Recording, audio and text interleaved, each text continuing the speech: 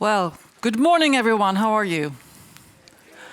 Well, it's really nice to see so many of you here for this conversation for this very urgent conversation, I would say. Dr. Berger, please come up. On water and climate. This is one of the most existential questions that we have to deal with today. And I'm co-hosting this event for Operakällaren Foundation with Dr. Berger, and you come all the way from the United States. So thank you. Why is this so important to you? Thank you, Jenny. It's an honor to share the stage here with you and so many friends here that I've come to know over the years. Just watching that video from Charity Water is very emotional for me. I think when you're on the ground in Africa or any parts of the world where we see water crisis right in front of us, it really makes us think twice about the lovely water we have here in the environment of Sweden. But I'll tell you what I've been thinking about in meeting Scott, who I'm so glad and excited for everybody to hear later, Scott Harrison, is that Elie Wiesel, the Nobel laureate, Holocaust survivor, in '86, during his acceptance speech, famously said, the opposite of love isn't hate, it's indifference. And I think that applies today, because I don't think the enemy of the water crisis is understanding. I think it's indifference. And so for me, I'm passionate about this, that if this is the little part that I can do to help share this message, not only here, but back in my home country, then I'm contributing. And I think that to me is the message of today. We can all contribute in our own way and help move things forward.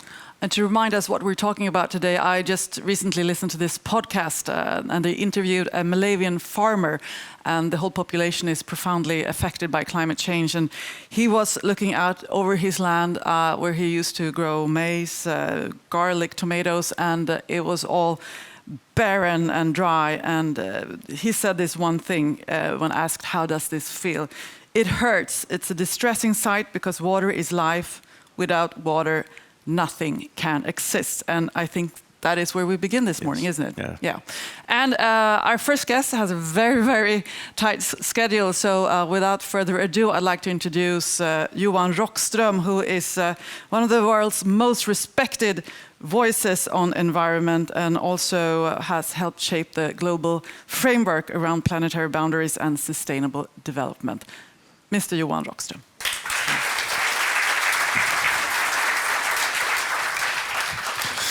Yes, good morning, everyone, and sorry for being a little bit stressed, but let's also argue that the stress is actually to do with the urgency of the planet. What I want to do over the next 10-15 minutes is to give you a scientific update. It will be a bit of a shake-up. I'll go quite fast because I really want to cover a lot of ground on the latest scientific evidence, why we now unequivocally can say that we are putting the stability, the resilience and the life support on the entire planet at risk.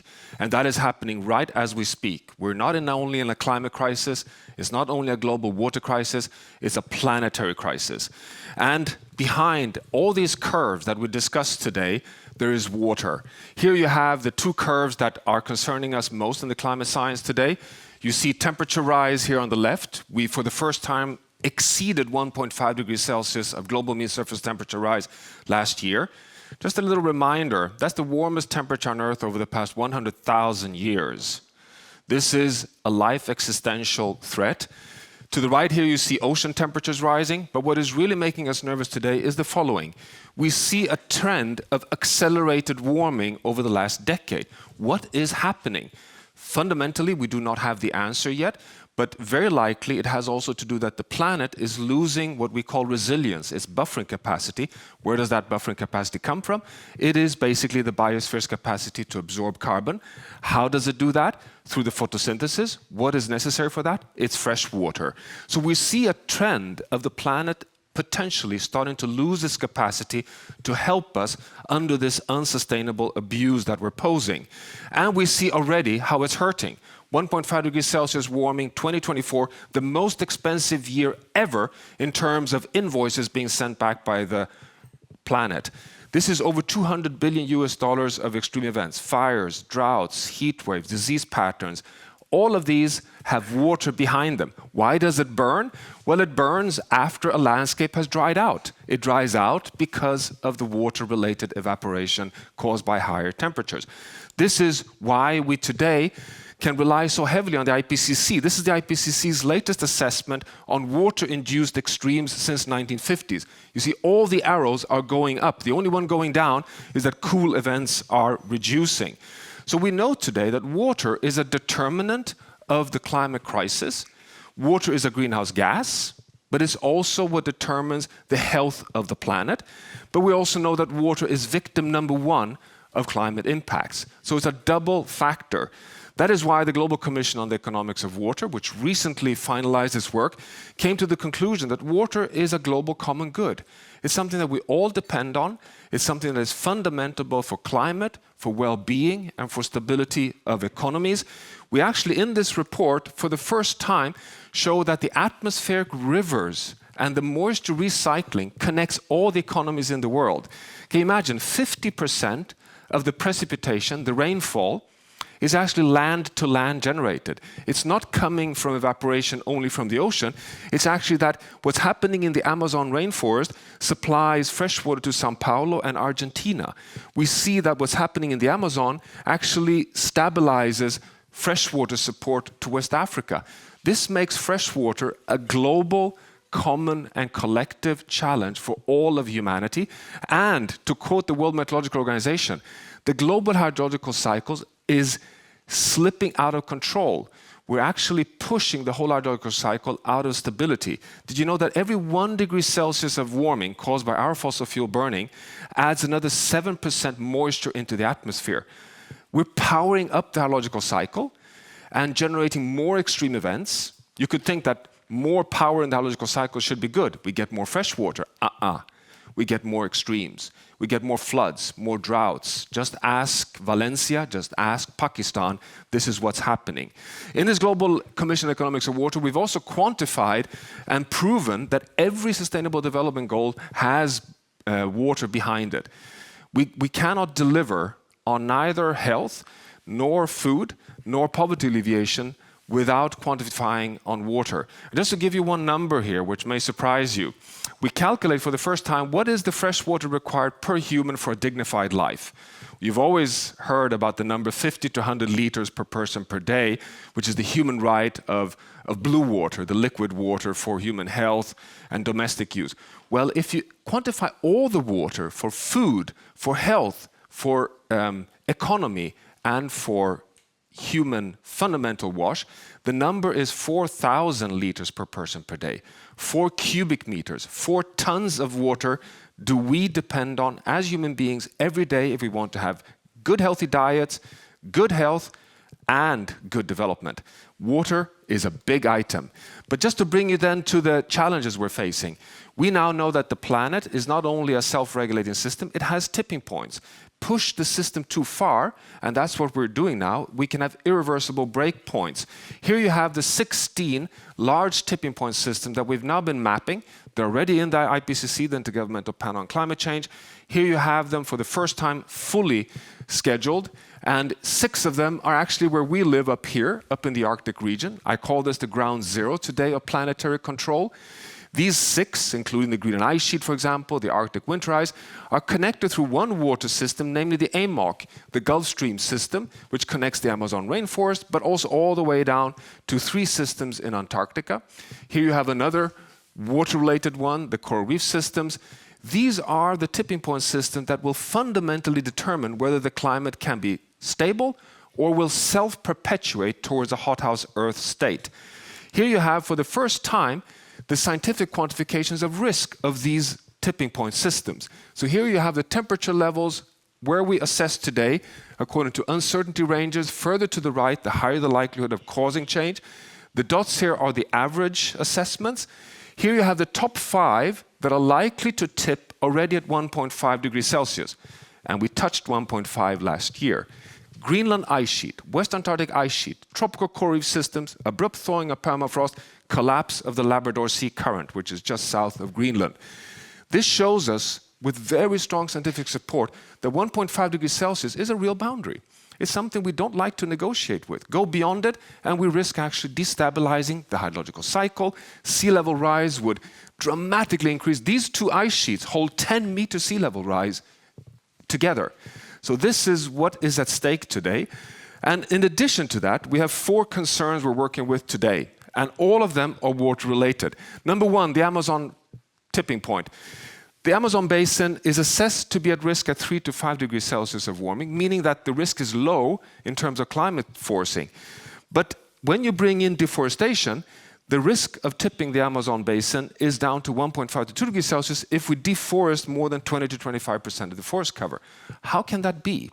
Well, a rainforest is a forest that generates its own rain. That's why it's defined as a rainforest. 40% of the precipitation is actually moisture recycling. If you cut down those trees, you self-dry the system, and the system gets so vulnerable that it can tip already at this range. We are today very close to that tipping point. That's system number one. Number two is that we're in the 4th global bleaching event, which is also water-related, and we're starting to see increasing sign that this system, life support for over 200 million people, is under existential threat. The third one is, of course, the AMOC, the whole system that regulates the overturning of heat in the North Atlantic, makes it possible for us to live here in Sweden. We're seeing a slowdown of this system. Why is it slowing down? Because of fresh water supply from a melting Greenland ice sheet. Related to fresh water, has it collapsed in the past? Yes, it's collapsed many times over the past ice age, and we're seeing a slowing down. We're not suggesting it could collapse over the next 30, 40 years, but it cannot be excluded by the end of this century. And finally, what's the journey forward? Well, the journey forward is illustrated here. We need to decarbonize the global economy to a net zero global economy by 2050. We need to transform the food system from net source to net sink over the next 20 years. We need to secure the carbon sinks in nature on land, and we need to secure the ocean's ability to absorb carbon, and we need to start scaling carbon dioxide removal technologies, which is removing carbon from the atmosphere. That is well agreed across the IPCC and also actually in climate policy. What's not agreed upon is all the water behind all of these. You cannot transform the food system without tremendous investment in sustainable management of efficient water. We cannot do carbon dioxide removal and secure carbon dioxide uptake on land without securing the hydrological cycle. And moreover, and this is just so you are informed about this, because this will be one of the big topics at the COP30 in Belém this year. If I've now hopefully convinced you that 1.5 is something we have to take seriously, we're actually heading towards overshoot. These are the scenarios that are the best we can offer today scientifically, which shows an overshoot within the next 5-10 years and potentially coming back within the safe boundary by the end of this century. And the only way to come back is, of course, by managing the water cycle, because the only way to come back is to remove carbon, which requires a healthy nature on planet Earth. So this is what we today will be informing at COP30 this year in November in Brazil, the inevitable future. We have unfortunately failed so far in bending the curves. We've loaded so much greenhouse gases in the atmosphere that it's no longer possible to just stay under 1.5, which the IPCC thought was possible until a few years back. We will have to accept that we are moving across, and the challenge will be to come back, and that's where the hydrological cycle is necessary. That's where the planetary boundaries play a role, the 9 boundary systems that regulate the stability of the planet. We've calculated a safe operating space for all of them, climate being one, but the hydrological cycle is another one, as is biodiversity, land, and nitrogen and phosphorus. And we are now, because of this crisis, updating this every year. So we produce a planetary health check each year. We'll be launching the 2025 planetary health check in a few weeks' time at the New York Climate Week. This is the last year's health check. Here you have the 9 planetary boundaries. Here are the safe levels. Here's the danger zone. You see they're all moving in the wrong direction, except stratospheric ozone layer, air pollution, and the ocean acidification. Fresh water is in itself outside of the safe space. We'll be updating this in a few weeks' time. If you don't tweet too much from this session, I can share with you already that unfortunately the ocean will actually be announced as tipping over the green space this year. So we still haven't turned the corner. And we have so much work to do. And I close with this slide, which is that when we put all of these assessments together, all this risk analysis together, we place the planet here. We are in a dire situation. We're outside of the safe space for a healthy, resilient planet, but we're not yet, we assess, in the red zone, in the high-risk zone of irreversible change. We still have a window to turn this around. It's danger, but it's not lost. My conclusion is today that failure is not inevitable. Failure is a choice. The choice is ours. Thank you. Thank you, Johan.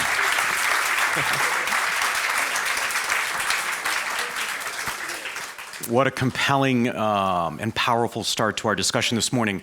Our next guest is a very recognizable face and voice here in Sweden, a defining voice during one of the most significant or challenging crises the world has ever seen.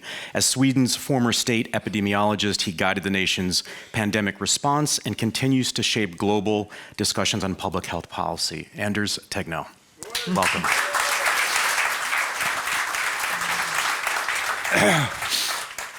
Thank you, and thanks for having me here. It is quite a challenge to have a speech after a speech like that, I must say, and especially since I'm going to take you to something completely different. Now I'm going to try to tell you a little bit more about what can we possibly do to help us through this crisis, and what do we need to do, not least in our relations to the African countries, and Ethiopia especially, and how important it is that we get that right. Because there's been so many failures in the past in the way we've been trying to help many of these nations, and we really need to think a lot better about what we can do now. And of course, water is then one of the fundamental aspects of that, as you see in this, what we actually need as humans. Water is really on the basis of that. And if we cannot supply that, this staggering amount of 4 cubic meters every day for every human on Earth, I mean, that's, you can think about how many times do you need to fill your swimming pool just to get that done. So water is fundamental, but also the ways and the things we need to do together and implement. Of course, it's good if we can avoid this crisis, but we cannot probably not avoid it completely, and that's why we need to have resilience in the systems to be able to handle that. And a big part of that resilience is how do we keep our public health in place? How do we keep our populations healthy? Water is important, but there is a lot of other things we need to do. And we need to understand much better what we actually need to do, because we have not really gotten that right all the time. And we need to understand how can it be done at all. We need to choose, because we cannot do everything. So we need to be able to prioritize a lot better how we can do it. And we need to understand who can do it best. Because many times we have been sending out these experts from the rich world to the poor world and try to see that we can solve their problems by sending people there. This is, of course, not the way at all to do it. And that's because you will not get sustainability that way. You get sustainability by working with the people who has the problems and understand what solutions are possible in their context, and you need to support them to do that. So this is what we really need to do much better over the world to handle the crisis that Johan was just talking about, but especially how do we keep our the health in place. And unfortunately, I would say, the NGOs and the different kind of water organizations are, of course, an important part of that, has been becoming much more important during the last year or so. And you, of course, know part of that. But just let's go back in history a bit, how we've been thinking about development aid. Because I think it's always, I mean, maybe it's because I'm getting older. History is becoming a lot more important, and I think we need to be much better about learning about history, and we need to understand things much better, and we can understand them much better if we go back a bit. I mean, development aid is quite new in many ways, and when you ask ChatGPT, how did this come apart? It mentions the Marshall Plan, which is quite interesting because that's when the US poured money into Europe and managed to get Europe back on track after the Second World War. And maybe we need to do something similar these days to get the world back on track after the pandemic and before the major climate crisis goes in place. And then in the 50s and onwards, a lot of the countries in Africa became independent. Then the big fight started between different countries, who would influence who. And we discussed it at breakfast here before, that this was the big fight between the US and Russia and a few other countries. And in many places, the US won because they were able to assist the countries in a good way. But also Russia, Soviet Union in those days also influenced many countries. But then things changed and the multilateral institutions became more and more important. WHO existed long before that, but came on board now and became more and more important in development. In the 80s and 90s, we talked about a lot of sending money into these countries, conditional lending, and they had to adapt major economic reforms. Many of them were done in a way so the health was really deteriorating in many countries. But now we are going into, I think, a new world. We have the Sustainable Development Goals, which is so fantastic that the world actually come together and decided on these are the things we need to do together to avoid the crises that are coming up, but not least to protect the health. And they really also emphasize that we need to make all this money that we are pouring into these systems a lot more effective and get this kind of local ownership that I was talking about in the beginning to work much better, which I think is really, really important. So what's happening today? I mean, we all know that the US is withdrawing major amounts of money, but they are not alone. I mean, Sweden is doing the same thing. UK is doing the same thing. So the amount of money coming into development aid is much, much less than it used to be. But on the other hand, which I think is very positive, and I work quite a lot in Africa and the Middle East these days, the local capacity to do things has increased tremendously. The amount of people I meet with fantastic degrees from Yale and Oxford and all over the place in Africa these days is really impressive and something we don't really even have in Sweden. So there is a fantastic amount of expertise and a fantastic amount of goodwill in place.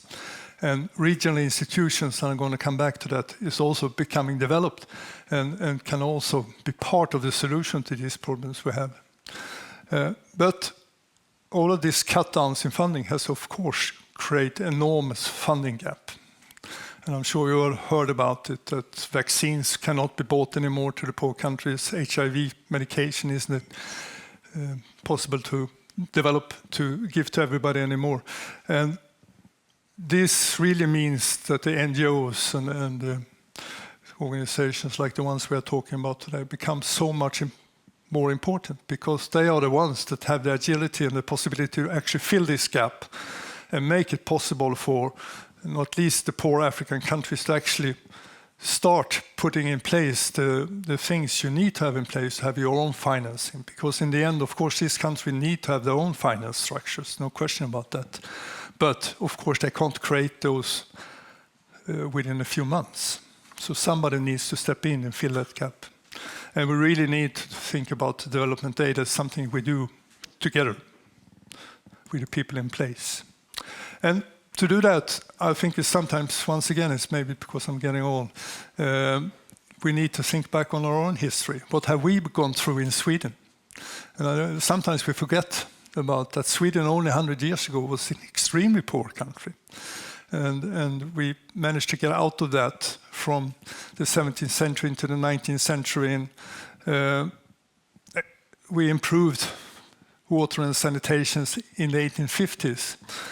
And now we expect many of the African countries to do what we did over a couple of 100 years, within sometimes months or at least years. But I also think that we have lessons here from our own development that we could take with us. And I think it also makes it easier to, when you sit down and talk with your colleagues in Africa, to actually show that we have been through what you are going through right now.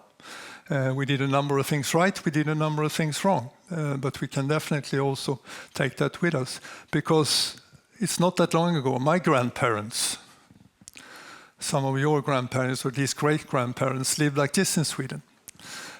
So we really had a fantastic journey moving from 2 million people to 10 million people, but not least moving from an average lifespan of 40 years, a little bit more than 100 years, to 80 years today. And of course, the African countries will go through the same thing, and they're doing that at a rapid pace, but they need our support to do it in a good way. And coming back to the water, I mean, Sweden has always been very favored. This is a picture of my water well. I need to take that with, because we are also dependent on water, and we have always in Sweden taken it for granted. And that these wells really makes a difference. And I can remember when the electricity went out at our little house on the countryside, how difficult it is to live without water. Nothing really works anymore. You can't cook very well, your toilet stops working, everything stops. So we should really be careful about what we have in Sweden and see to it that everybody else in the world gets the same possibility to have access to water in the fantastic way that we managed to develop in Sweden. And we did fantastic things in Sweden. Here is the infant mortality rate since 1700s up to year 2000. And Africa is on the same track many times. But we did not always do everything right. And I think that's also important to remember. Breastfeeding is essential. And for a long time in Sweden in the early 1900s, mothers didn't breastfeed anymore because we didn't really understand the importance of it. And then eventually we understood the importance of it and we went back. So it's good to take with us not only the favorable lessons we have, but also the mistakes we made over the time, and really try to implement things that are scientifically valid and that we can trust. So what's happening in Africa? A lot of fantastic things are happening in Africa. HIV-related deaths has gone down in a fantastic manner. And the possibility to actually deliver treatment to all of these people living with HIV in Africa has been a fantastic thing. Really made a huge difference, and you can just imagine what will happen if that's not happening anymore. I mean, it's going to cost millions of lives. But on the other hand, there are also African countries is also becoming more like rich countries, because this is risk factors and risk behaviors like obesity and overweight, how that develops in the African countries, and you see that's going the wrong direction. And which means that Africa now sort of have a double burden. They still have their old burden with infectious diseases, but are also creating a massive amount of our cardiac diseases and similar things. Some countries are struggling more than others. Zimbabwe, for example, which there's not much positive things happening. Even if the maternal mortality goes down, the young children are still dying. Showing how important it is to really get aid in place and get structures in place. And a very important structure has come in place in Africa. Africa Union, which is the collection of African countries, has come together and said that health is very, very important. We want to have our own public health agency in Africa for the African region, so that we really can push the development of health in Africa in a good way. And realizing how important it is to do that through institutions. Here I'm severely biased, since I'm an institution person myself and think it's really very, very important. But I'm really happy to see that in African countries they're also seeing the importance of institutions, because you can drill as many wells as you want.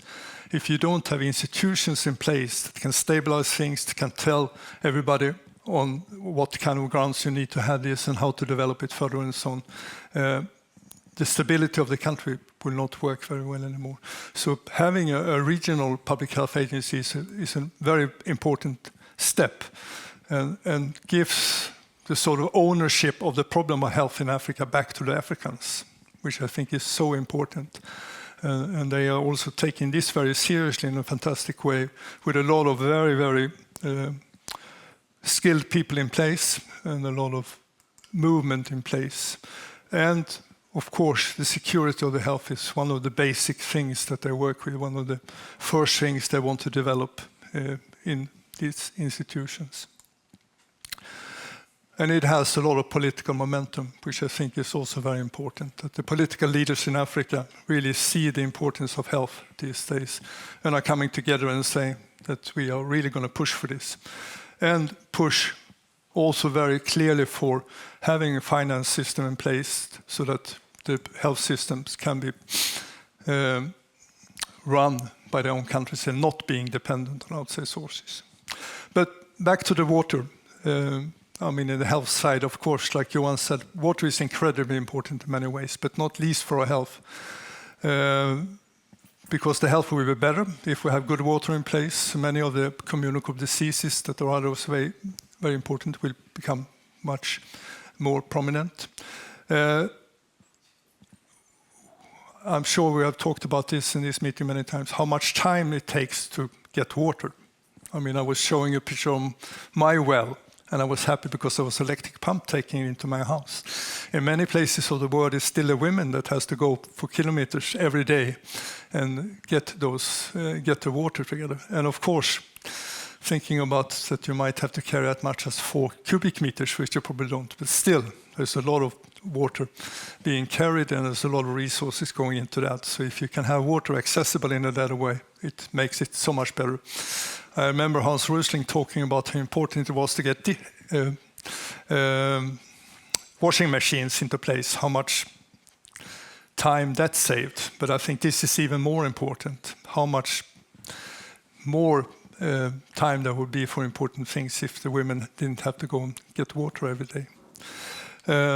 You can also easily show if schools have access to water, the students get better results. Johan was talking about agriculture. Of course, water is very, very important for agriculture. And empowerment and gender equality will also be improved because it's the women who gets the water and the children. So we need water in many different ways, and not least to have these resilient health systems in place. That's going to be so important when we get into the climate crisis. Because the hospitals also need water. We're talking a lot about the water that's needed in the household. But to run a good hospital in a good way, you also need a lot of water. And you can see here, this didn't come out very clearly, anyway, that also in hospitals you need water for so many different things. You might not think about it. You might think as long as you can wash your hands, you're okay. But there is so many other things that's needed to run a good hospitals that you use water for. So it's also incredibly important to get water into the hospitals. And all of this, of course, comes back to what do we need to prepare for? And a resilient health system, a resilient access to water will be incredibly important for all of the crises that we can see in the future. And that's why I think this kind of work that the organizations that we meet here today are so important. And it's so important that they can keep on running even in a financial crisis that we are in right now. Thank you. Please. Thank you so much, Anders. And that was 2 kind of heavy presentations, I would say, but also positive because there are things that we can do to help this out. If we just start off where you ended, preparing for a new pandemic, preparing for disease, how resilient are the world, or is the world, or the systems that we have? I think it's being tested right now very much with the amount of funding that goes away in different ways and how that can be compensated by a different kind of mechanism. I think that will be a showcase to show how resilient we actually are. I think we are a lot more resilient than we think many times because the level of innovation and stuff like that you see in many of the African countries, I think is so impressive. You find solutions in place that they jump several steps in technology that we have been going through in Europe, and many times far ahead of us. So I think there's a lot of resilience in the systems, but of course there's limits to that. Just as there are limits to the resilience of climate. We need to be careful so we don't step over that, because once we do that, we're going to end up, I think, in a very, very serious situation. I have a very selfish question for you as an American. In America, we don't seem to talk about public health issues or sustainability with the same regularity as I experience in the Nordics. And I'm wondering, if you go back to the pandemic, what can we all glean from your experience, both as a lightning rod and a guiding voice for a country? Because the eyes of the world were on you, and I'm curious, when we have data, right? Daniel Pink, a best-selling author, talks about we're stimulus rich, but we are context poor. And I'm wondering, when you're framing a discussion around these incredible data points, just like Johan and yourself, how do we move the needle to create influence that moves into action as opposed to indifference? I think what we learned from the pandemic is how important it is to go into the crisis with resilience, with good health in place, good systems in place that are innovative and flexible enough to change the way they work in a good way. And to do that, understanding your context.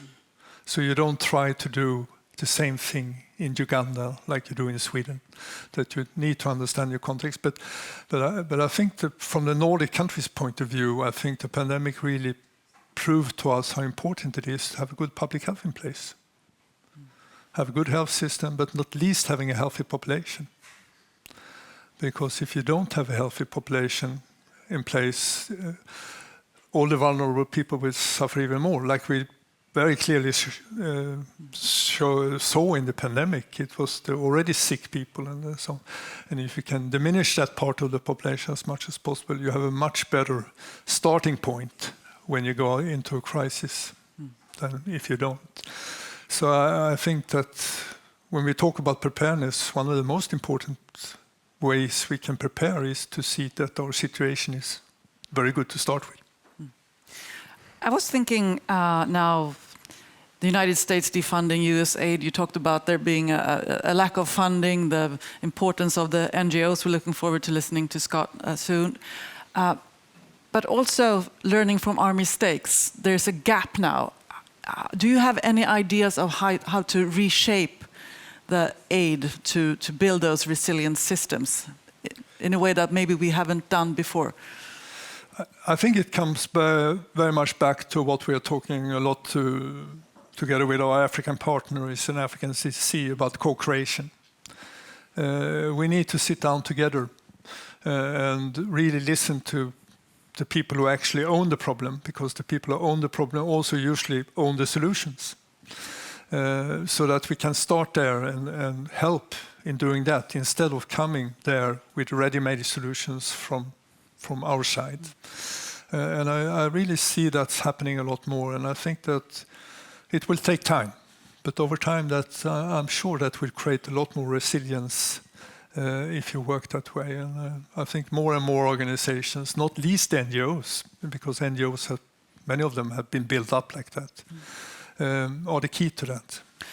I mean, this event is a call for action, right? And you move in those international institutions, you meet the politicians. What is your best argument for getting people to take action?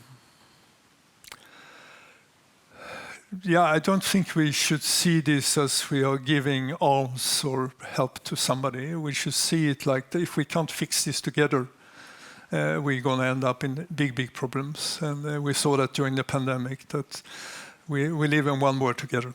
It's a global world, and we are so interconnected that if we cannot solve the crisis where they come up, the crises are going to come to us. And that's why we really need to put money in where it's going to do the best. We can have the best use of it. Well put. Thank you so much, Anders. Thank you, Anders.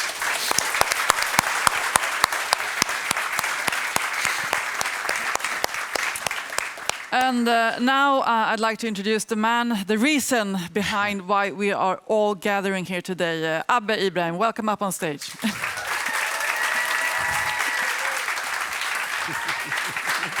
you. I'm going to leave the stage to you, but just one question. I mean, we wouldn't be here without you, and you keep doing this incredible work year after year. What is your major driver? If I don't, who will? Abbe Ibrahim. Sit there.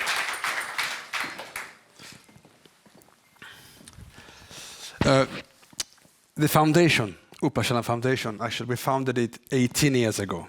This is almost 2 decades ago. It's it all comes down to when you get affected, when you see something near, you can smell death, you can see small children in front of you not having the basic needs, and you know you have the ability to change that world, and if you don't do that, that's a crime. Because we live, we have this lifestyle because someone else doesn't have that. So we are living off their back. And when I saw this small village, I think I mentioned this before, when I saw this small village in north of Kenya with this infant that more or less died in front of us, then I realized we need to do something. And the first thing I did when I came to Stockholm, because I've given the elder from that village a small promise, not a small promise, I said I will try to do what I can to help you with water. And when I landed in Arlanda, the first thing I did actually, I called our former beer supplier called Carlsberg, and I asked them, could you guys help me transport water to this small village in North Africa? And they said, why would we do that? And I said, because they're in need and you have too much of it. And then they said, okay, we will do that. And then I realized that won't work because it's not possible to transport the water from Stockholm but an idea became. And then I actually had a meeting with 2 distinguished gentlemen. One is passed away, Mr. Kofi Annan and John Eliasson. And I asked them, what can we do? And he said, you should talk to someone who knows how to do this. And who? And I was given a name to the CEO for UNICEF in Stockholm. And then I asked UNICEF, what can we do? And they said, forget the transportation of water. What you can do is you can drill a well. Not inside that village, maybe outside that village, so other villages can share that water. And so we did. The first 11 years, we did that. And then we realized it is possible to change people's life. Basic. Because if you have water, you have suddenly a small community. If you have a community, you have a small hospital, you have a small church, a small mosque, you have a small school, you have a system because of that small water well. And focusing, as always, on I have a daughter myself and a son somewhere here, focusing on young girls, because in the bush, it's even harder life for them there. It's even harder life for them just to be with when they are 14, 15 years old and they get the first period. Just to handle that small thing, it's a big issue. So I realized just to have small well, we can make that small well to use as a clean water to hygiene. Hygiene will solve complication that you won't have problem the day after, maybe a year later to have complication with birth. If you don't have children in a village, you can get married.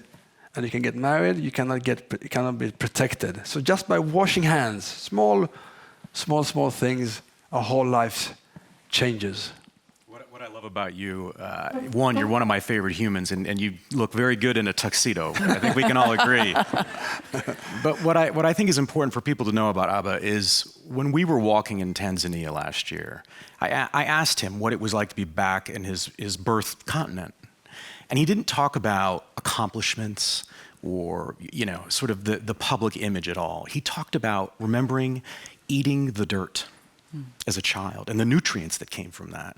And to me, that's one of the most powerful quotes and experiences I've ever had, because it speaks to the depth of his character, that he has not done this for 18 years and it's taken him to a different sort of place in society. This is about making that difference. And I've seen him angry in those moments. And I feel that as well, because it goes back to the indifference. And that is antithetical to everything that you are as a man, as a human, as a dad, and as a community member. So I think we're all very, very lucky to have you here today and what you share with all of us. Thank you. Thank you.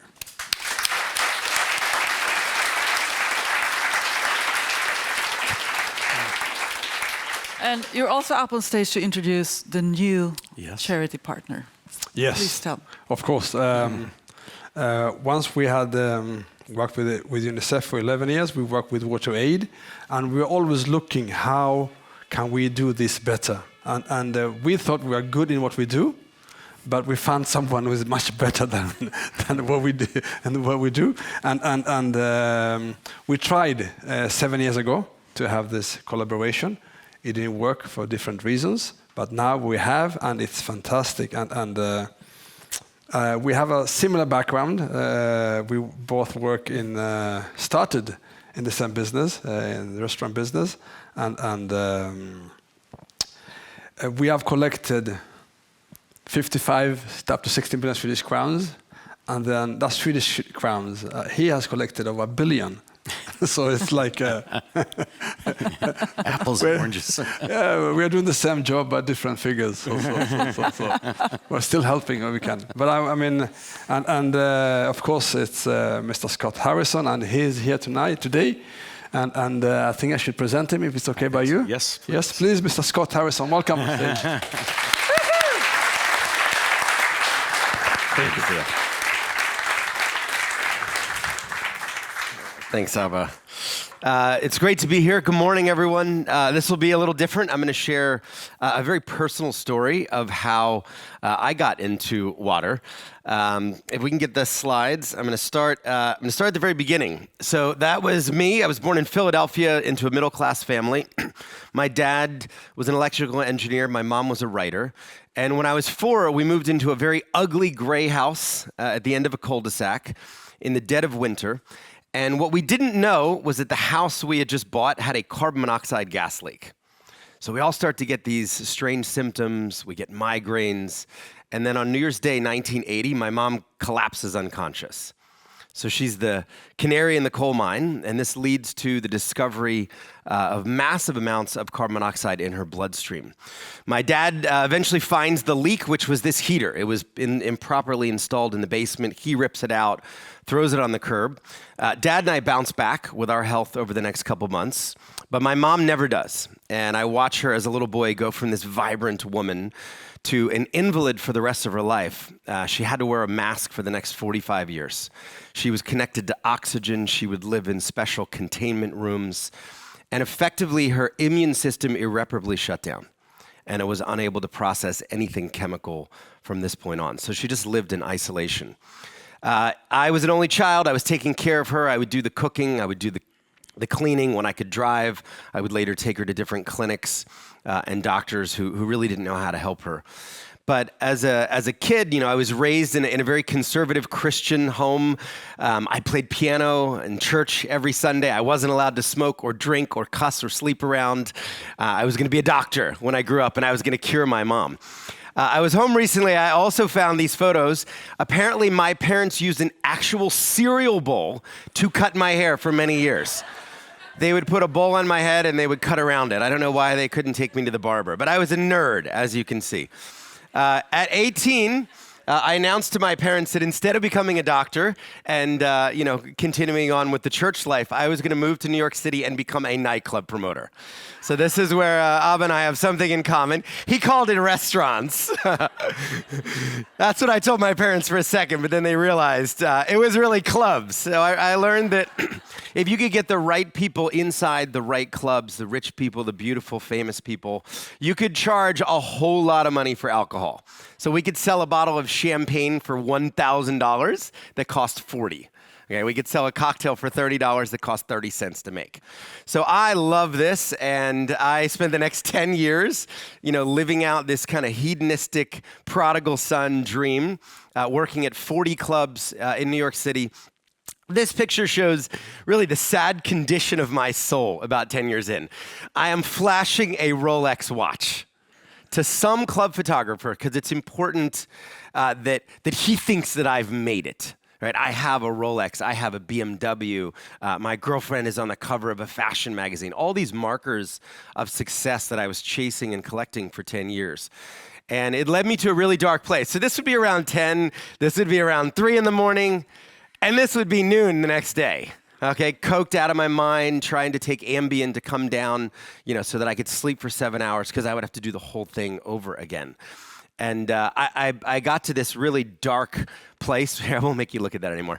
Where I just hated who I'd become. I had a drug problem. I had a gambling problem. I was addicted to porn. I was smoking 2 packs of Marlboro Reds a day, and just didn't find what I was looking for in the girls and in the cars and in the watches and in flying around to Fashion Week.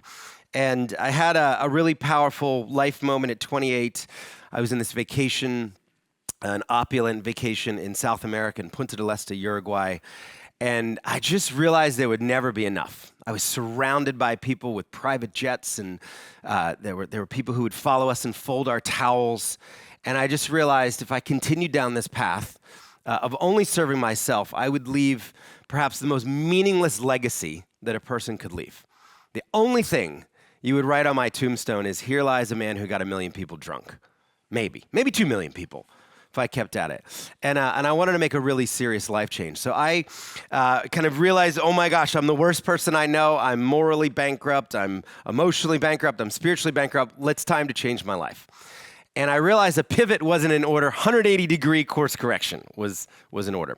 So I decided to come back to New York City, sell everything I own, and try to volunteer for 1 year on a humanitarian mission. So I apply to Save the Children and Doctors Without Borders and Oxfam and 10 other organizations, and no one will take me. No one is looking for a nightclub promoter in the humanitarian. Doctors Without Borders is looking for doctors, it turns out. So I'm really frustrated because I want to serve, and I felt like I took this step and no one will take me. Finally, this organization writes me back and says, if I'm willing to go live in post-war Liberia, and if I'm willing to pay them $500 a month, I can volunteer. So I'm like, this is perfect. This is the opposite of my life. And I convinced them that I could be a photojournalist where I could take pictures and write stories of their humanitarian mission. And they took me on. So 28 years old, having kind of quit the smoking and the drinking and the drugs and deciding to turn over a new leaf, I went to post-war Liberia with 14,000 United Nations peacekeepers. So the war had just ended. Charles Taylor had fled the country after 14 years of brutal war. And I was going to be there with a group of doctors to pick up the pieces. Now, I was going to be living on a huge hospital ship. This was a charity that had taken an old Italian ocean liner and turned it into a state-of-the-art hospital. Very simple idea. Let's get the best doctors in the world to give up their vacation time, and then let's sail up and down the coast of Africa and help as many people as possible. So we were going to be going into Liberia for the first time anyone was allowed in the country in a decade and a half. And I was going to be documenting everything that happened on and off the ship. I was very lucky to meet a mentor in my first month on that ship. This is Dr. Gary Parker, who was a California plastic surgeon. He had heard of this hospital ship, and he had volunteered for 3 months. When I joined, he had been there 21 years. He never went back to his California practice. and he had been serving over 2 decades for free on the ship, using his hands, using his skills. And I wanted to know everything about him, what a life of service felt like, and what kind of impact he was making. So Liberia was shot up. I'm running around with a camera. Everything is just has bullet holes through it. The lampposts, the street signs, people were living in bombed out apartment buildings, houses that were once beautiful that had just been decimated by 14 years of war. There was no electricity in the country. There was no running water in the country, no sewage system, no mail system. And there was one doctor for every 50,000 people. Here in America, it's 1 for 280. Probably very similar here in the Nordics. So if you got sick in this country, you were just out of luck. And what we would do is before the ship came into the port, a small advance team would post these flyers looking for patients. And we'd say, if you have a giant facial tumor or flesh-eating disease or a cleft lip or a cleft palate, if you were burned by rebel soldiers during the war, they used to often pour hot oil on people's faces to disfigure them. If you need reconstruction, turn up on this day, and our doctors will try to help you. And I remember we had 1,500 available surgery slots to fill. And on my 3rd day there, I woke up at 5 in the morning. I put on hospital scrubs. I grabbed my Nikon cameras. I was so excited. You know, who's going to turn up? Are 1,500 people going to turn up? And as we pulled up to the government football arena in the center of the city that they had given us to screen the patients, there were 5,000 people standing in the parking lot, waiting for our doctors to open the door and begin the triage process.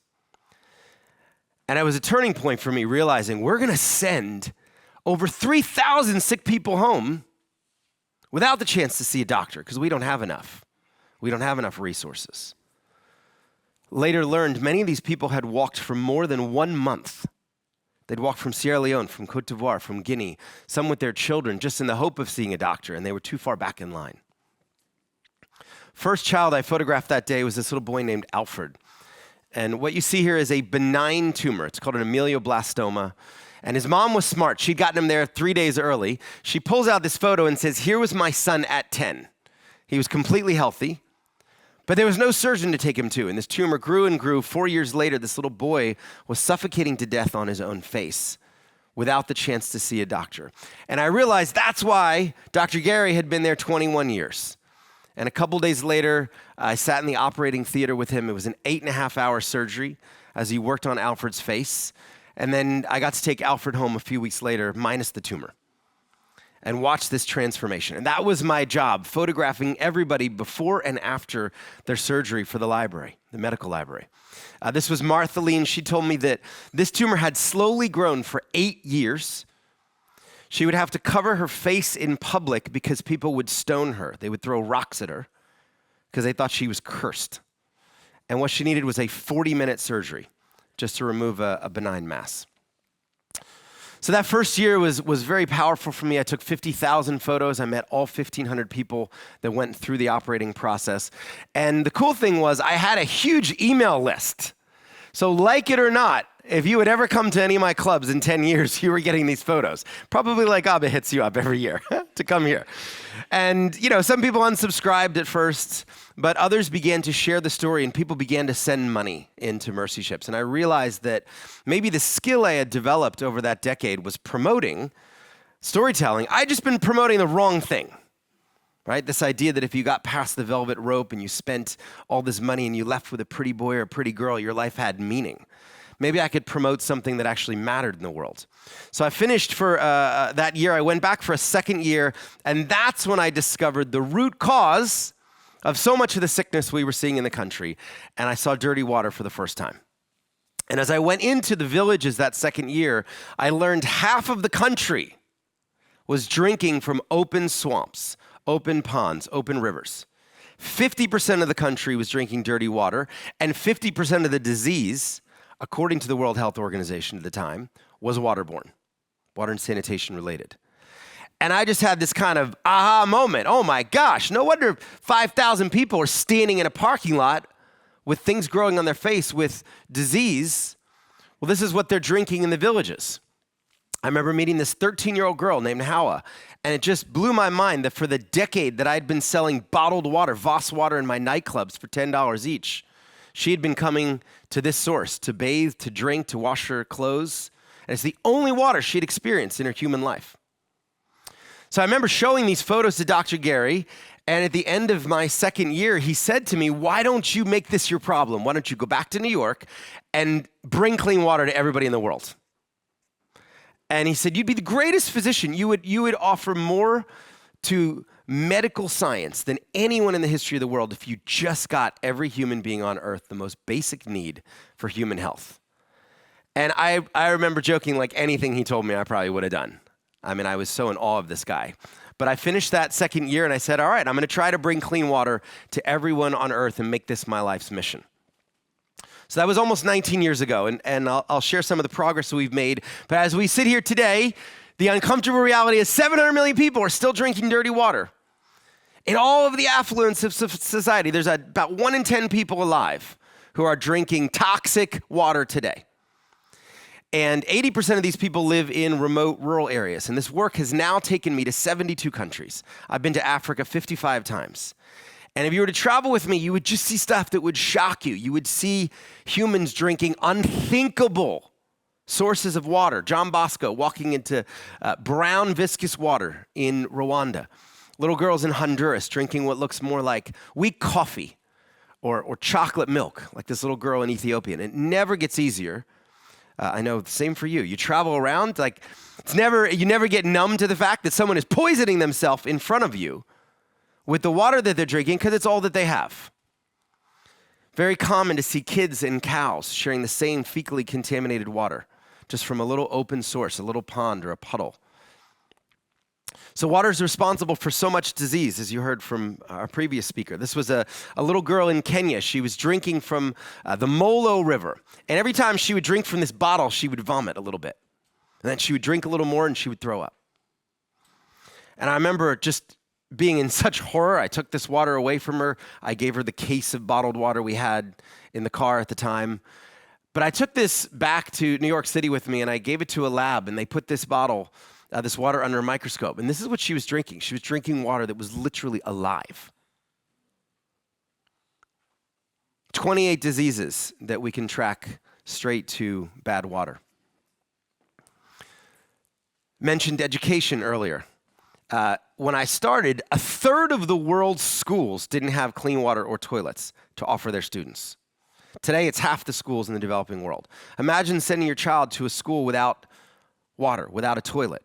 And this is one of the top reasons why girls will drop out of school. They get their period. They stay home 4 or 5 days a month. They don't go to the school without water. And then the social pressure kicks in because it's time to start walking for water. And in the middle of a school day, you'll see 10, 11-year-old girls breaking their backs with 40 pounds, 20 liters of dirty water. Very common to go through Africa, and you'll see women in their 20s, and they're hunched over, even if they're carrying nothing, because they started bending their spine at such a young age, carrying water long distances. And it's always the women. It's always the women and the girls. I have never been in any society in the world where I've seen men get water. It is just the burden always falls to the moms who are digging in a sandy riverbed, like this woman who knows if she digs deep enough, she'll find a little water. These women told me they were most afraid of crocodile attacks and listed the names of other women here who had come for water and been dragged off.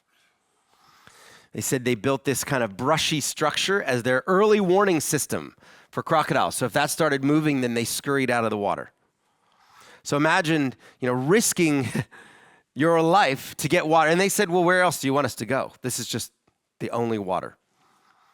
And then this is what they were bringing home to their families.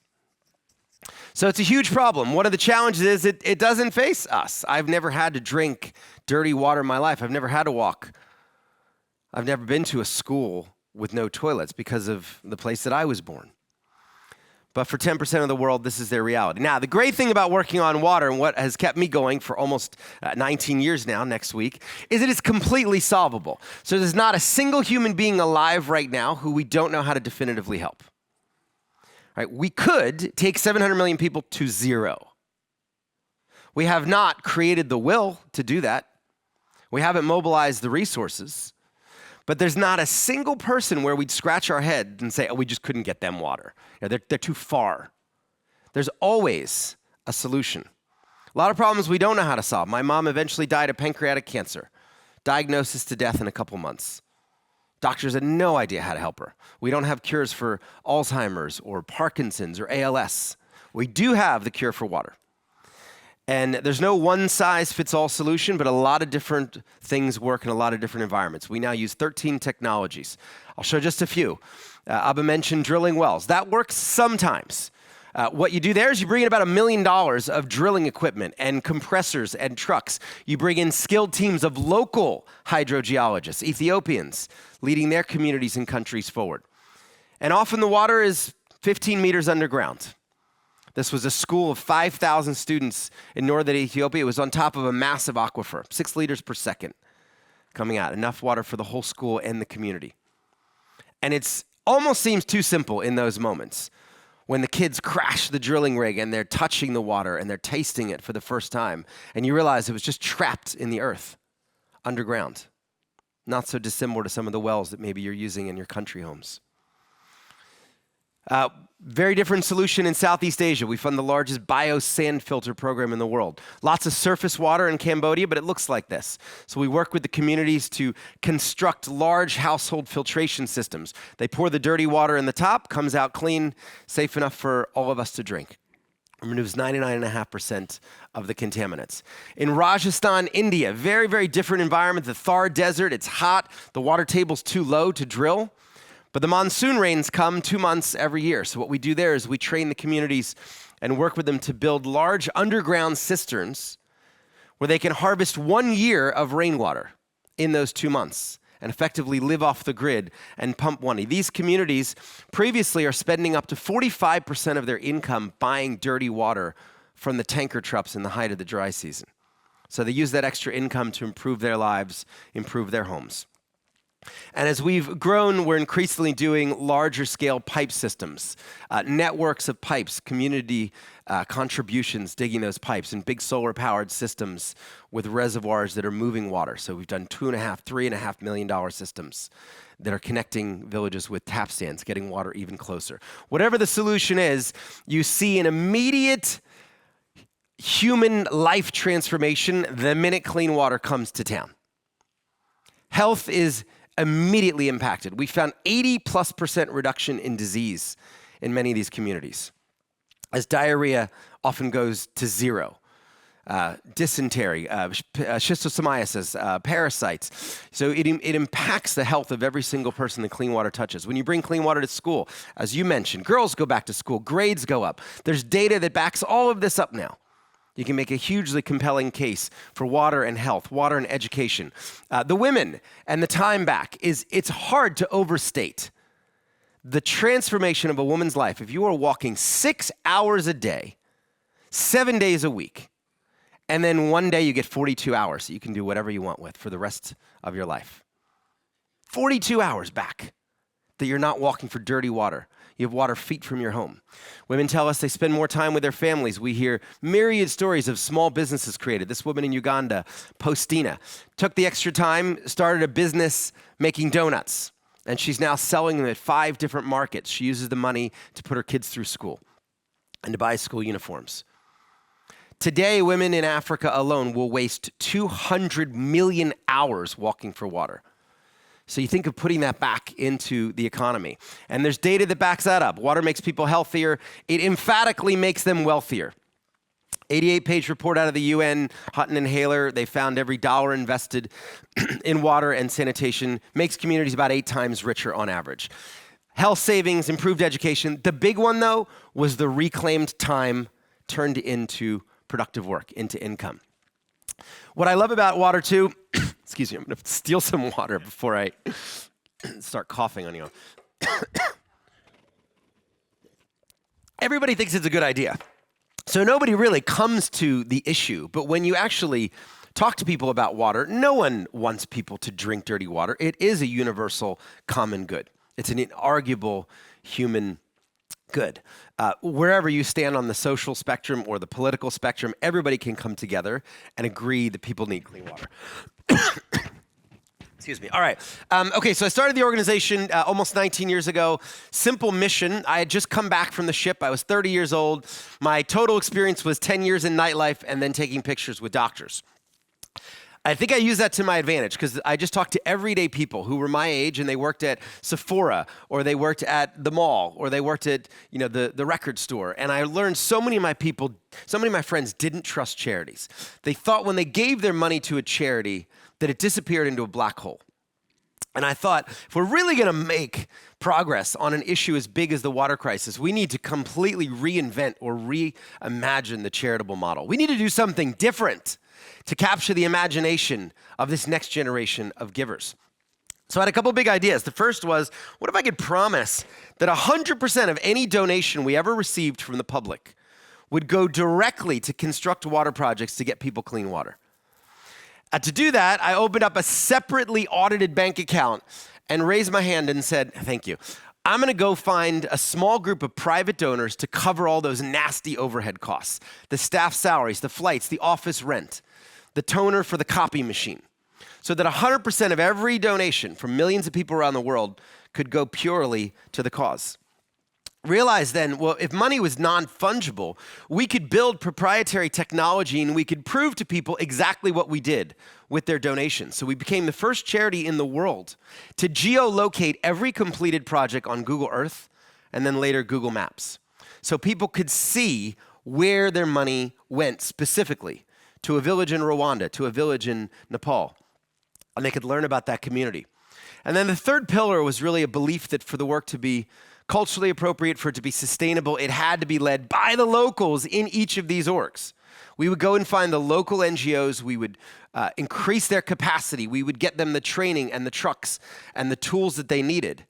And if we scaled, we would create thousands of local jobs.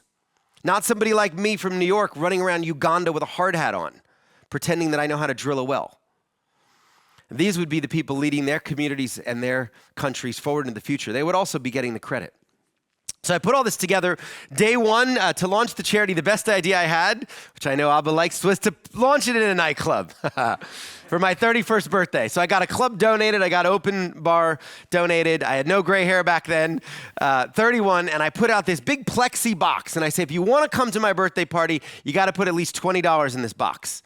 At the end of the night, there was $15,000, and we took 100% of that money to a refugee camp in northern Uganda, where 31,638 people were registered, and they were drinking from huge swamps in the middle of the camp. We wish we had more money, but we built our very first well, and we sent the photos and the GPS proof and video back to those 700 people who gave $20, and we said, here's where your money went. You can see the proof. Will you continue to give again? And we realized that was so powerful. Just closing the loop. We tried to come up with ads that got people to think differently about water. How would your pasta taste if you couldn't boil it? What about Kool-Aid without water? What if you were a mom who went from breastfeeding to death in a baby bottle, which is what kills so many children every single day under the age of 5? We got donated media on New York City buses, thousands of taxi tops of indoor billboards and outdoor billboards, and just trying to take this issue to the streets to confront people with this issue. We got creative. We partnered with suitcase companies and did limited edition bags. We've done toothbrushes. We partnered with artists to deconstruct the jerry can and auction them off. So try to find creative ways to fundraise. I've gotten to work with some of the greatest brands now as we've grown and scaled the organization. To pay for the overhead, we first just went to entrepreneurs. We went to people who had built businesses. We went to Daniel at Spotify. We went to Toby up at Shopify, the founders of Pinterest, LinkedIn. And we said, you are tech entrepreneurs. You have built companies. You know that an organization is only as great as the talent they can recruit and retain. Will you help us pay for our staff and our overhead? We went to people in sports and entertainment. I don't think Tony Hawk the skater and Depeche Mode and Tyler Perry have anything else in common, except that they were willing to pay for charity water overhead. Went to business leaders, fashion executives, Goldman executives, authors, and we put together a group of people who believed in the organization. We asked them to give a lot of money, from $100,000 a year up to $1 million a year on 3-year commitments. And today, there are 146 families from around the world who have made it possible for millions and millions of people to donate in the purest way, where they can know all their money goes and it can be tracked. We tried to just come up with innovative ways to fundraise. This was a fun campaign where we laid out all the materials that went into one well. So we'd say to somebody, hey, you want to give $10,000 for a project in Ethiopia? That's what you're buying. You're buying PVC and you're buying parts and you're buying 1/90th of that drilling rig's time. But if you gave $10,000 for the work in Cambodia, it would buy a completely different set of materials. Very different water intervention, but that's where the money is going. So always just trying to break down that mystery. Sustainability was really important. Something, if I had more time, I could talk for an hour on this challenge. Broken well, some of you are sitting there saying, that's great, you build a well, but what happens when it breaks? Well, this breaks your heart as you drive around Africa and you say, that was once giving life to a community and something happened. 25% of the wells in Africa are broken on any given day. Nobody knows which ones. Some people think it's as high as 40%. Beyond the 700 million people without water, there's 2 billion people who rely on these fragile water systems, are in fear of their water system breaking and not knowing who's going to fix it. So about 10 years ago, I wondered whether technology could help solve this problem. The smart home had come out. I saw a donor control the temperature of their vacation home from their smartphone. I said, well, if you can have a smart thermostat, why can't you have a smart well? And we started working on sensor technology. How did we cloud connect some of these water projects? Took us a very long time. We got some money from Google. We failed for the first 5 years. Finally came up with a sensor that was viable enough to make 3,500 of them in Ethiopia. And what you'll see here is a very rural community up on the Eritrean border. Our mechanics turning up, pulling away 4 bolts and retrofitting a well with a sensor brick that costs about $150. They configured to the cloud, and now we can see exactly how much water this little girl in this whole community is pumping every single day. Here's why this is important. Wells do break. Here was a charity water project. It was going great, pumping 10,000 liters a day. Just imagine, you know what a liter bottle looks like, 10,000 liters, and then it just stops. And on a censored well, a technician like this can get the notification, send out a mechanic on his motorbike. He turns up in the village, pulls the guts out of the well, finds the crack, makes the repair, gets clean water flowing again. And we can see it was 3.5 days of downtime. And he made that repair towards the end of the day and fixed it towards the end of the day. So this is where we're trying to take the sector, open source this data. We're now working back in R&D on 3 different sensors, from pipe system to the AfroDev to the India Mark II. We've been 18 years in. As Abbe said, we've raised over $1 billion US now, thanks to the generosity of 2 million people. This has been a grassroots effort. We've never taken $1 of government money. We just don't know how to play that game. We are in the business of getting everyday people to care. And thanks to that generosity, we've been able to impact now 184,000 communities across 29 countries for 20.2 million people. With access to clean water. Looking back, we're almost, we're hitting 19 next week, and I've gotten some fun time to reflect. I got to put in Dr. Gary, because believe it or not, he is still there, and he just celebrated 40 years. So he's on the ship today in Madagascar operating, 40 years into his journey of service, checking out of his California plastic surgery office so that he could use his gifts in the service of others, and continues to be a huge, huge inspiration for me. This is fun. I got to go back at my birthday well 10 years after the people threw $20, and it was amazing to stand there and it was still working. There was clean water flowing out of the village. That refugee camp from 30,000 people had about 500 people living there as people had gone back to their villages after that conflict had ended. But it was just incredible thinking of the millions of liters flowing, because a bunch of everyday people just said, I could give $20. I could do something. I could resist the apathy that is so easy to embrace with any of these paralyzing global causes, and I can take an action. I can do something. I wrote a book. If anybody's interested in more of the story, all the money goes to the organization. And, looking ahead to finish up here, 20 million people with water is a great start. It's a great start. I hope if I use a baseball analogy, I hope we're in the top of the 2nd inning of this. On my bad days, I try to fill up stadiums with 20 million people. You'd have to build 1,100 Royal Arenas and pack them all at capacity to contain 20 million people, about 1,200 Madison Square Gardens, where I'm from in New York City. But we spend about 99% of our time thinking about how little we've done. in the face of how big this need is. You put 20 million into 700 million, it's 1/35 of the work that needs to be done. And with these government cuts, the urgency is there. We must go faster. We have to accelerate. I only have one chart. This shows progress made on the issue. When we started 20 years ago, there were 1 billion people on Earth without water. We're down to 700 million. But the global goal is 0 by 2030. Before all the cuts, we're on track to have 540 million people still drinking dirty water. And now this timeline, it's estimated, is going to be extended out into 2070, unless we can put some of this funding back, unless we can change the trajectory. So I'm hoping that water is going to have its moment as more people realize that by focusing on water, you're moving the needle on health, you're empowering women and girls, you're improving education, you're fueling economic growth. The climate piece here was mentioned earlier. These are the most vulnerable communities in the world to droughts, to floods. Giving them water makes them more resilient. And we've been increasingly doing more and more solar systems as well to try to get some of these people who are really interested in climate to also add a humanitarian piece to their philanthropy. You know, goal 6, I actually hadn't heard this with the first speaker. I say, pick goal 6 and you get 8 for free. He said you get them all for free. So that's even better. But again, this is an underfunded, overlooked sector. Very, very, very few people have focused on goal 6. Even though it is so unbelievably powerful. So that's it. A couple ways to help. We have this community called The Spring, where we have people from 149 countries that give every month whatever they can. Costs about $40 on average across our portfolio to get one person clean water. Probably a lot of people here could give $40 a month without even thinking about it. And a year later, 12 people got clean water. Amazing community. We've got about 350 people here in Denmark, I believe, Denmark and Sweden, that are Spring members and a part of this community.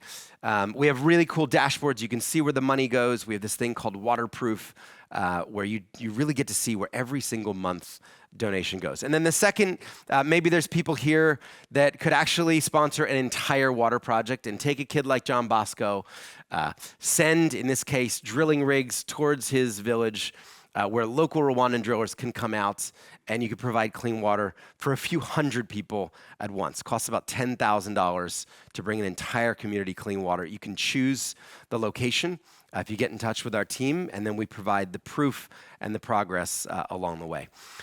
Thanks very much for letting me share. That's my last slide, and I'll leave that up for more info.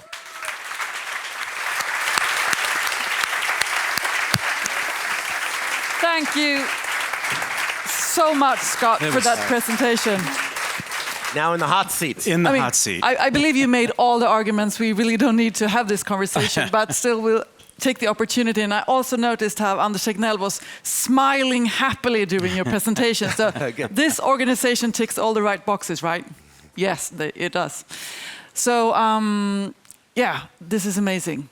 How much money do you need to get to the 700 million? The last estimate is 55 billion solves the whole problem and gets 700 million people on that bottom rung of the ladder, which means you have clean water within 30 minutes round trip.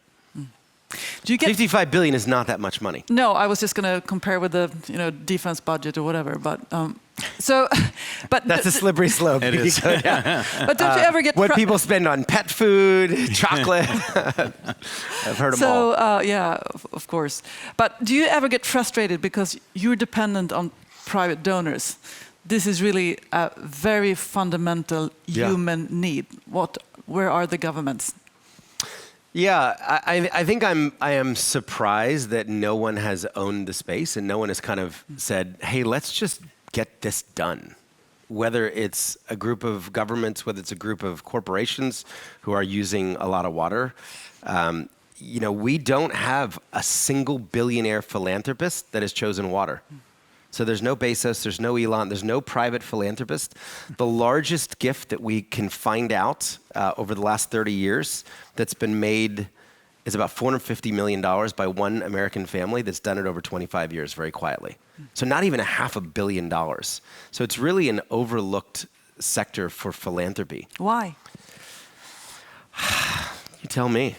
Maybe because it's the aha moment hasn't. I mean, I don't know.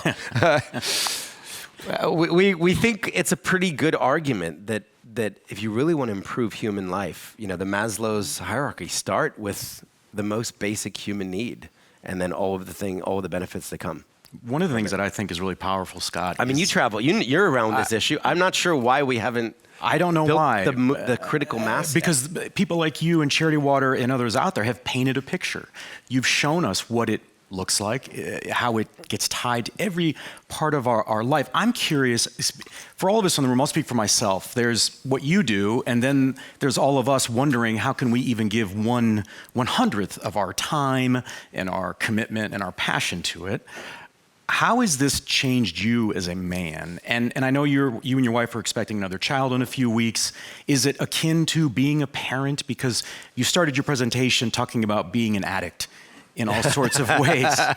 And I see you present, and I think you've transitioned that addiction and commitment into what you're doing with Charity Water, to all of our benefits. Yeah. But how has it changed you as a man? That's funny. We actually use the phrase sometimes, like, let's get people addicted to generosity, right? Like addicted to being generous, addicted to compassion, or, the more you give, the more you give. Simon Sinek told me that once. It's like this muscle that you work out. When you give, it feels really good if you could see it and you help somebody, and then you want to give more.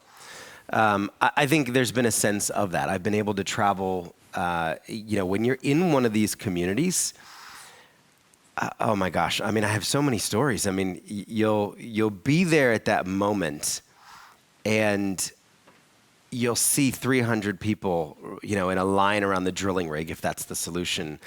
And you'll see these fathers holding their children, and they're dancing, and you'll see the tears streaming down the women's eyes as the water comes out of the ground. It's just such a profound moment. And I've had these moments where, 60 flights, and I'm flying around the world, and I'm so tired, and you're jet lagged, and you say, man, it would be all worth it for this one village. If all of my year's work just helped these 300 people. And then you step back and you say, well, actually, we helped 2 million people this year, which is 4,500 a day. I mean, that's cool. Today, 4,500 new people will get clean water through the Charity Water community. And then tomorrow, another 4,500. And then tomorrow, another 4,500. So you kind of step back and say, like, every few seconds, someone is going from dirty water to clean water. So that keeps me going, I think. The other thing that really keeps me going is it's so unfinished. You solve 2.8% of the problem that you've set out to solve. Like, you don't really want to quit at 2%. So has that changed your relationship to goals since you started this? It's like the goalposts keep moving, right? The goal is really solve it completely. So a lot of people think 20 million people is a lot. To me, that is a fraction of what I imagined we would have accomplished by now. People are like, oh, you've raised $1 billion. That's so much money. I'm like, that's not so much money. I thought it would have been 100 billion by now and it would have been solved. So I think that that really does, that edge of the money is there. Any person that I ever talk to can become a supporter of water. An 89-year-old once gave up her birthday and asked her friends for $89. And she wrote on her website, she said, I'm turning 89 and I just want that to be possible for more people. We also had a 6-year-old just send $8.15 into the organization of her allowance. So I think that, the audience is everybody. It is. So it kind of keeps you going, and you just keep telling the story, and you never know who's there. There was somebody that saw me speak many years ago at a conference, and nobody really gave in the conference. It was a tech conference in America. And then later, a couple months later, this guy sends in $30,000 to do 3 water projects. And as the story goes, he was so moved that he sent in $30,000, and he goes home and he tells his wife, and his wife says, we don't have $30,000, you gotta go get a refund. And he's like, honey, I don't think the charity gives a refund. And 7 years later, during COVID, one of our team members on Zoom was reaching out to this donor, asking him to do a $10,000 project. And he says, how about 10 million instead? And she says, excuse me? He goes, how about $10 million instead? He said, I just sold my company for $100 million and I'm gonna give you 10 million. Because I said 7 years ago when I saw your founder speak, if he's still doing it, and if I ever have the money, I'm going to give to that thing. And he helped underwrite the overhead on 1 million people. So you never know, like there's seeds. You have to plant these seeds, and sometimes it takes a very long time for them to grow. And then other times, nothing happens. But talking about your life in service, I had this conversation with a Dutch historian in the beginning of the summer, and we talked about he started this school of moral ambition, Rutger Bregman, and we talked about that many people have a sense of, if I'm going to dedicate my life to a cause like this, there's something I will be losing. I will be giving up. Yeah. I make a sacrifice. Do you feel that you've made a sacrifice? Not really. I drive a nice Kia and a Dodge Ram used truck. Like my kids have everything they need. I'm about to have a 4th kid. We started late, and I'm very, very happy for them to grow up in the middle class. And I don't, I've been able to spend so much time with billionaires and on private islands, and that doesn't make you happy. I think because of what I experienced in my former life, I'm not chasing that. It's very easy to turn down a job with, that could make me unbelievably rich at a tech company to do this work. So. I don't feel like I'm a martyr in any way. This is amazing. Like I get to go around and tell a story, invite people to bring the best of themselves, the best of their heart and their generosity, and then it turns directly into clean water. It's like a machine that the output is human lives are transformed. And I was just with my older kids in Madagascar. Like it's cool. I'm like hanging out with my kids in villages that have water. And they're meeting kids their age, and it's just what we do. Yeah, we don't go around saying like, woe is us. No, from my perspective, it seems like it's freedom. Yeah. There's a freedom in service, I think, when you're not trying to accumulate or when you're not trying to, always pursue more. Someone will always have more. One of my favorite quotes. Somebody sent me. It was a picture from a New York City deli, at the very beginning of Charity Water. And the quote was, "Do not be afraid of work that has no end." Do not be afraid of endless work. And I think, if you're in the humanitarian space, like there's no drop the mic moment, really. There really isn't an end point. And I would argue that if we get everybody clean water one day, right, we're not going to just quit and then say, all right, now let's go get rich, or let's... Right, I think we would take our whole community and we'd say, what else could we do together? Are people hungry? Do people not have shelter? Are there people without access to healthcare? What could we do with millions of generous people who want to help and trust a high integrity, efficient organization? So there's really not a point where you're ever done giving or you're ever done serving. Did your mom ever get to experience this? She did. She volunteered in the early days. She got a little better towards the end. She would come with her mask on and kind of sit in the corner, and she would stamp envelopes and write thank you notes to donors. And she got to see actually my book published and become a New York Times bestseller, and that was cool for her. So, yeah. So what? Yeah.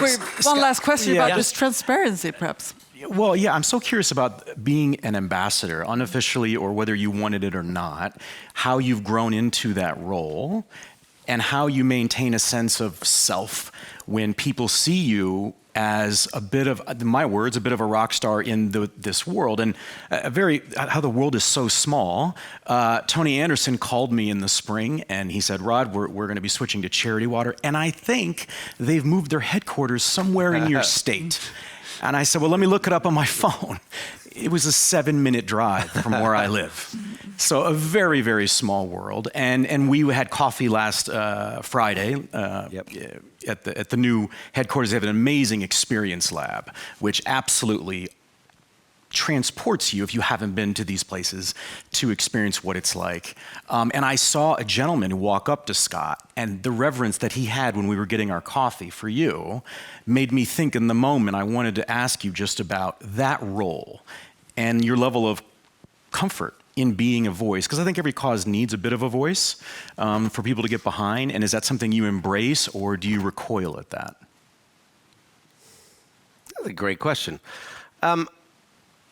I think it just goes with the territory. I mean, most people do not know who I am. I mean, I bet there's like 2 people in this room that have, one person maybe that's ever heard. So that was in our hometown. I don't get that experience. You know where I get recognized the most is African airports.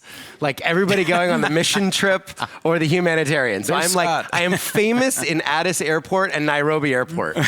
When someone's like, you know, the charity guy. Like, so I think, you know, if you're a small nonprofit, you know who we are. You know, our branding and our marketing we've tried to kind of lead the sector and tell people to be better storytellers and better marketers. But no, I mean, I don't feel that way at all. And I just live a very normal life. I mean, I coach baseball for my kids and, you know, bike my daughter to school every morning when I'm home. And I don't have any kind of ambitions to be on the covers of magazines, but also I'm happy to share the story, and I love speaking. Because you know the I love power speaking of it. to. I spoke to 5-year-olds recently, a bunch of 5-year-olds sitting on the floor. And, you know, it's a very different presentation for 5-year-olds. There's no clubs in that one. But, like, it's so fun, you know? And I love speaking in a nursing home to people, you know, who reflect back on their life and the privilege and the health care and the water that they've had. So I think I just enjoy the craft of being an ambassador. And I froze my salary 7 years ago, so I don't make any more money as the organization grows. So the organization tripled, but I'm kind of like fixed. So that's even nice that there's not a personal gain to the success of the org. You know, I'm limited. I kind of self-limited and said, I'm fine. I make a great living. And, you know, if we triple, 5x, 10x, I want to kind of stay the same. So, Scott, we're going to wrap this amazing morning up. And it started quite dark. Ended up being very positive and constructive thanks to you. And this QR code, where does it take people us? can learn more. You can give something small. You can sponsor a water project. You can learn more about the organization. There's also, if you want to share charity water, there's a video called The Spring, which is kind of like a really short YouTube video that has 100 million or so views. But that's one way you can also help is let other people know. You know, we have a tiny marketing budget, so we really rely on word of mouth and people who become passionate about water to get their families involved, get your company involved. We do have a great corporate team, and we work with a lot of great corporations. So maybe you send this to the CEO of the place where you work and say, hey, we should do something at the end of the year, and maybe we should sponsor a water project. I found a great org where 100% of the money goes. So, yeah, thanks for listening, and we'll see some of you tonight, which is... Abbe will be the master of ceremonies. Great. Thank you so much. Give me a hand. Sweet. Oh, thank you, Scott. And will you stay around for like autographs and stuff? No, I don't want. Thank you so much. And Thank you Abbe, very much. we're going to wrap this up, or? Okay, thank you very much for joining us this morning, and have a great time tonight. Thank you.